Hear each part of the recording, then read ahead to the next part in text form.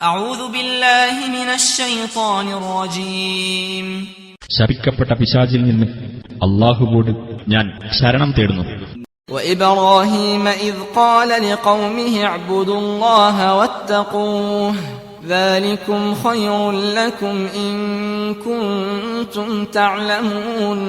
ഇബ്രാഹിമിനെയും നാം അയച്ചു. അദ്ദേഹം തന്റെ ജനതയോട് ഇപ്രകാരം പറഞ്ഞ സന്ദർഭം ശ്രദ്ധേയമത്രേ. നിങ്ങൾ അല്ലാഹുവെ ആരാധിക്കുകയും അവനെ സൂക്ഷിക്കുകയും ചെയ്യുക, അതാണ് നിങ്ങൾക്കുത്തമം, നിങ്ങൾ മനസ്സിലാക്കുന്നുവെങ്കിൽ.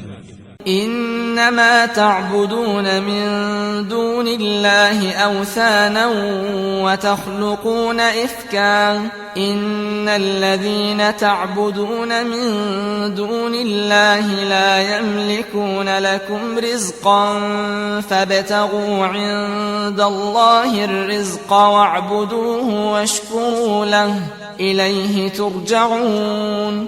നിങ്ങൾ അല്ലാഹുവിന് പുറമെ ചില വിഗ്രഹങ്ങളെ ആരാധിക്കുകയും കള്ളം കെട്ടിയുണ്ടാക്കുകയുമാണ് ചെയ്യുന്നത്. അല്ലാഹുവിന് പുറമെ നിങ്ങൾ ആരാധിക്കുന്നത് ആരെയാണോ അവർ നിങ്ങൾക്കുള്ള ഉപജീവനം അധീനമാക്കുന്നില്ല. അതിനാൽ നിങ്ങൾ അല്ലാഹുവിങ്കൽ ഉപജീവനം തേടുകയും അവനെ ആരാധിക്കുകയും അവനോട് നന്ദി കാണിക്കുകയും ചെയ്യുക. അവങ്കലേക്കാണ് നിങ്ങൾ മടക്കപ്പെടുന്നത്.